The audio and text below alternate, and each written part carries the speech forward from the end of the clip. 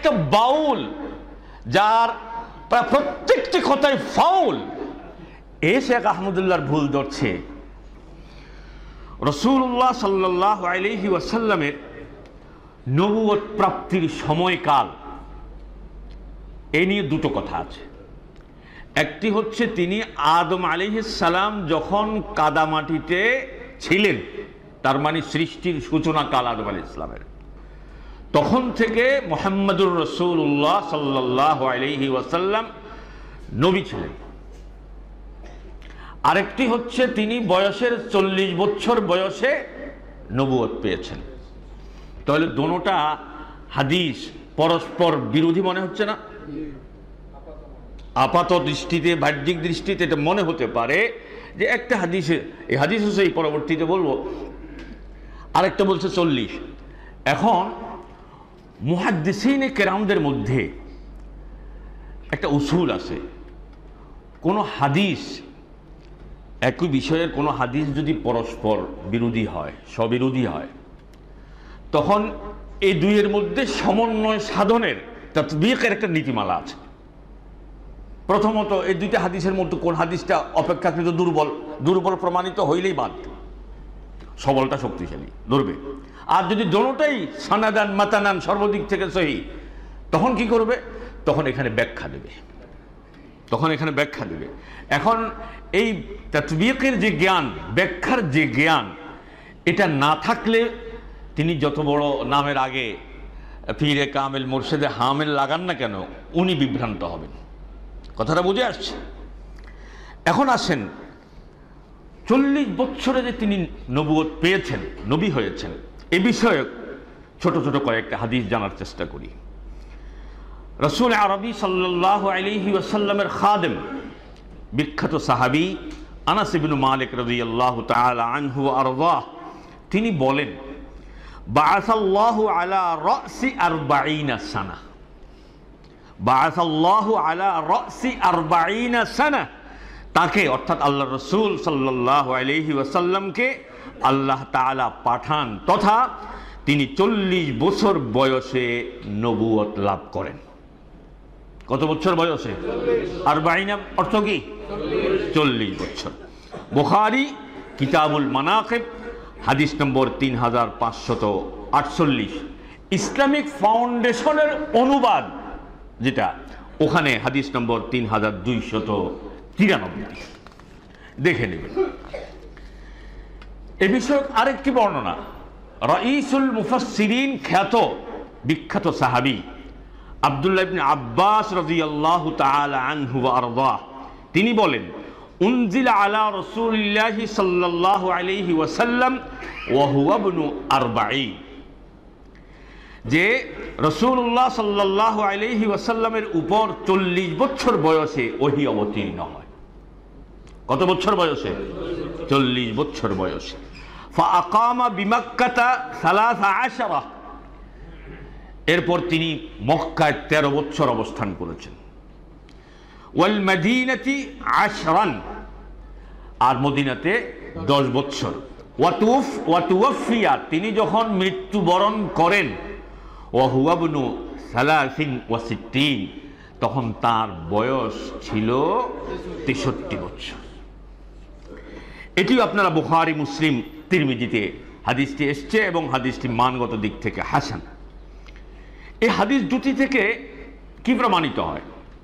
যে রাসূলুল্লাহ সাল্লাল্লাহু আলাইহি ওয়াসাল্লাম 40 বছর বয়সে নবুয়ত লাভ করেন। সর্বাধিক বিশুদ্ধতম সিরাত গ্রন্থ এই পৃথিবীতে, সিরাতুন নবী নামে যতগুলো সিরাত গ্রন্থ আছে, তন্মধ্যে সর্বাধিক বিশুদ্ধতম সিরাত গ্রন্থ আর রাহিকুল মাখতুম, এর বাংলা অনুবাদ যা তাওহীদ পাবলিকেশনস থেকে করা হয়েছে, এর 94 পৃষ্ঠায় স্পষ্ট উল্লেখ রয়েছে রাসূলুল্লাহ সাল্লাল্লাহু আলাইহি ওয়াসাল্লাম নবুয়ত লাভ করেন তখন চান্দ্র মাসের হিসাব অনুযায়ী তার বয়স ছিল 40 বছর 6 মাস 12 দিন, আর সৌর হিসাব অনুযায়ী, এই যে আমরা যে কি বলে এটাকে খ্রিস্টাব্দ, সৌর হিসাব অনুযায়ী ছিল তার বয়স 39 বছর 3 মাস 20 দিন। এটি হলো আর রাহিকুল মাখতুম এর বক্তব্য। তাহলে এর দ্বারা বোঝা যায় রাসূলুল্লাহ সাল্লাল্লাহু আলাইহি ওয়াসাল্লাম 40 বছর বয়সে নবুয়ত লাভ করেছেন, এটা অকাট্যভাবে প্রমাণিত, অকাট্যভাবে প্রমাণিত। এখন যে সকল ব্যক্তিরা শেখ আহমদুল্লাহ হাফিজাহুল্লাহর এই বক্তব্যকে কেন্দ্র করে মাঠ গরম করছেন, নিজেকে খুব ইসলামিক স্কলার ভাব দেখাচ্ছেন, আসলে তো আপাদমস্তক মূর্খ। আমাদের সমাজের লোকেরা আলেম যাচাই করে কোত্তা দিই, কেমন? এই হলো বড় মুশকিল। একটা বাউল যার প্রায় প্রত্যেকটি কথাই ফাউল, এ শেখ আহমদুল্লাহর ভুল ধরছে, নাউযুবিল্লাহি মিন। আজকে যদি শেখ আহমদুল্লাহর সমপর্যায়ের কেউ যদি বিষয়টি উত্থাপন করত, তাহলেও একটু যাচাই করার সুযোগ ছিল। এখন যারা এর বিরোধিতা করছে তাদেরও দলিল আছে, নাই যে একবারে তা না, আছে, কিন্তু দলিল বুঝতে হবে সালাফদের মানহাজের আলোকে, সালাফদের বক্তব্যরা ওনারা কি বুঝেছেন, এর ব্যাখ্যা কি। আসুন আমরা খুব সহজে বিষয়গুলো জানার চেষ্টা করি। হযরত আবু হুরায়রা রাদিয়াল্লাহু তাআলা আনহু ওয়া আরদাহ তিনি বর্ণনা করছেন, ক্বালু ইয়া রাসূলুল্লাহ, অর্থাৎ আল্লাহ রাসূল সাল্লাল্লাহু আলাইহি ওয়াসাল্লামের সাহাবীগণ রাসূলুল্লাহ সাল্লাল্লাহু আলাইহি ওয়াসাল্লামকে বললেন, জিজ্ঞেস করলেন, মাতা ওয়াজাবাত লাকান নুবুওয়াহ, যে আপনার কখন আপনার জন্য নবুয়ত স্থিরকৃত হয়। তখন আল্লাহ রাসূল সাল্লাল্লাহু আলাইহি ওয়াসাল্লাম বলেছেন, ওয়া আদামু বাইনার রূহি ওয়াল জাসাদ, যে তিনি বলেন যখন আদম আলাইহিস সালাম দেহ ও রূহের মধ্যে ছিলেন তখন থেকে আমি নবী হিসাবে মনোনীত বা নবী। এটি আপনারা তিরমিজিতে পাবেন। আরেকটি বর্ণনা রয়েছে হযরত ইরবাদ ইবনে সারিয়া রাদিয়াল্লাহু তাআলা আনহু ওয়া আরদাহ, তার বর্ণনায় একটি হাদিসে রয়েছে যে আমি রাসূলুল্লাহ সাল্লাল্লাহু আলাইহি ওয়াসাল্লামকে বলতে শুনেছি, আল্লাহ রাসূল বলেছেন, ইন্নী আবদুল্লাহি ফি উম্মিল কিতাব লা খাতামুন নবিয়্যিন। আরেক বর্ণনায় এবারতে এসেছে, ইন্নী ইনদাল্লাহি মাকতুবুন বিখাতামিন নবিয়্যিন, যে আমি আল্লাহর নিকট উম্মুল কিতাব, লৌহে মাহফুজে সংরক্ষিত যে বিশেষ কিতাব, হ্যাঁ, ওই কিতাবে খাতামুন নবিয়্যিন বা শেষ নবী রূপে লিখিত ছিলাম। মাকতুবুন ব্যবহার করা হয়েছে। আরেকটি বর্ণনা এসছে, ওয়া ইন্না আদামা লামুনজাদিলুন ফি তিনিহি, আদম আলাইহিস সালাম তার কাদার মধ্যে যখন লুটিয়েছিলেন, হ্যাঁ, তখন থেকে আমি কি নবী। এখন ওই যে একটু আগে বললাম স্বভাবতই প্রশ্ন আছে, একটাতে পাইলাম বয়সের 40 বছরে, আবার এই হাদিসগুলোতে পাওয়া যায়, হাদিসগুলো মোটামুটি গ্রহণযোগ্য আলহামদুলিল্লাহ। এখন এখানে পাওয়া যায় যে আদম আলাইহিস সালাম সৃষ্টির সূচনাতে তিনি যখন কাদামাটিতে ছিলেন, হ্যাঁ, ওই অবস্থায় আমি নবী। এখন এই দুইটা কথার মধ্যে সমন্বয় কি হবে বলেন? প্রথম কথা হচ্ছে এই হাদিসটার প্রতি যদি একটু নজর দিত, যে ইন্নী ইনদাল্লাহি মাকতুব, আমি লিখিত ছিলাম আল্লাহর নিকট। এখন একটা হলো আল্লাহর সিদ্ধান্তে, আল্লাহর সিদ্ধান্তে, আল্লাহর মনোনয়নে নবী হিসেবে লিখিত থাকা, আরেকটি হচ্ছে নবুয়ত পাওয়া। দুইটা এক নয়, দুইটা কি নয়, এক নয়। আরো সামনে বুঝবেন। এই কথাটা যদি বুঝতো তাহলে কিন্তু এত ফেস লাগতো না। আর ফেস লাগবার কারণও আছে। কারণ হলো মূর্খ লোক যখন জ্ঞানের দাবি করে, জাহেল যখন নিজেকে আলেম মনে করে, তখন প্রতিটা পদে পদে পেঁচে আটকে।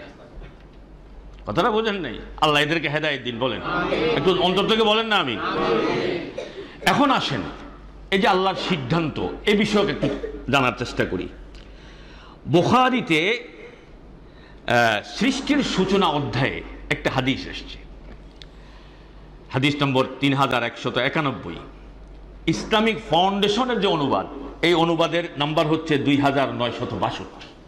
আমি ইসলামী ফাউন্ডেশনের নাম্বারটা এই জন্য বলছি, হ্যাঁ, দেখা সহজ। তারপরে এখানে তো আর ইয়ে না আহলে হাদিসও নাই, তারপরে গায়রে হাদিসও নাই, কিচ্ছু নাই। ইসলামী ফাউন্ডেশন সরকার কর্তৃক পরিচালিত, ওখানে এই হাদিসটা পাবেন। এই লম্বা একটা হাদিস, এর চুম্বক যে অংশটা আজকের আলোচ্য বিষয়ের সাথে সামঞ্জস্যশীল সেটি উল্লেখ করছি। আল্লাহ রাসূল সাল্লাল্লাহু আলাইহি ওয়াসাল্লাম বলেছেন, কানা আল্লাহু ওয়া লাম ইয়াকু শাইউন গায়রুহু, যে একমাত্র আল্লাহই ছিলেন, তিনি ছাড়া আর কোনো কিছুই ছিল না। ওয়া কানা আরশুহু আলাল মা, তার আরশ ছিল পানির উপরে। ওয়া কাতাবা ফি যিকরি কুল্লি শাই, অতঃপর তিনি লৌহে মাহফুজে সবকিছু লিপিবদ্ধ করলেন। লৌহে মাহফুজে সবকিছু লিপিবদ্ধ করলেন, আল্লাহর আগে আর কিছুই ছিল না। তাহলে এরপর আল্লাহ যা সৃষ্টি করবেন সবকিছু আল্লাহ পাক আগে। এছাড়াও আরো একটি হাদিস আছে, যেমন কাতাবাল্লাহু মাকাদিরাল খালাইক ক্বাবলা আন ইয়াখলুকাস সামাওয়াতি ওয়াল আরদ বি50 আলফ সানা, আসমান জমিন সৃষ্টির 50,000 বছর পূর্বে আল্লাহ রাব্বুল আলামিন তার সৃষ্টি জগতের ভাগ্য কখন কি করবেন না করবেন সবকিছু লিখে রেখেছেন। তাহলে এখানে তো এই হাদিস দুটির দ্বারা বোঝা যায় যে নবী মুহাম্মদ বিন আব্দুল্লাহ বিন আব্দুল মুত্তালিব তিনি যে শেষ নবী হবেন, এটা তো আদম আলাইহিস সালাম কাদামাটিতে ছিলেন তখন নয়, সিদ্ধান্তের জগতে দেখা যায় আল্লাহ রাব্বুল আলামিন বহু আগে সিদ্ধান্ত নিয়ে রেখেছেন। কথাটা কি এরকম নয়? এই পৃথিবীতে আল্লাহ রাব্বুল আলামিন কত মানুষ পাঠাবেন, তন্মধ্যে পুরুষ সংখ্যা কত, নারী সংখ্যা কত, আবার এর মধ্যে আল্লাহ পাক কাদেরকে নবী হিসেবে মনোনীত করবেন, এই মনোনীত নবীদেরকে আল্লাহ প্রথম কাকে পাঠাবেন, মাঝখানে কাকে পাঠাবেন, শেষে কাকে পাঠাবেন, এর সব কিছুই আল্লাহ রাব্বুল আলামিনের নিকট রক্ষিত উম্মুল কিতাবের মধ্যে আল্লাহ রাব্বুল আলামিন লিখে রেখেছেন। কথা কি বুঝে আসছে ভাইজান? তাহলে এই দিক থেকে আমরা বলতে পারি যে রাসূল আরবি সাল্লাল্লাহু আলাইহি ওয়াসাল্লাম তিনি নবী হিসেবে সৃষ্টির সূচনাতেই ছিলেন। তা এখন এই থাকার অর্থ তো এই নয় যে তিনি নবুয়ত লাভ করেছেন। কি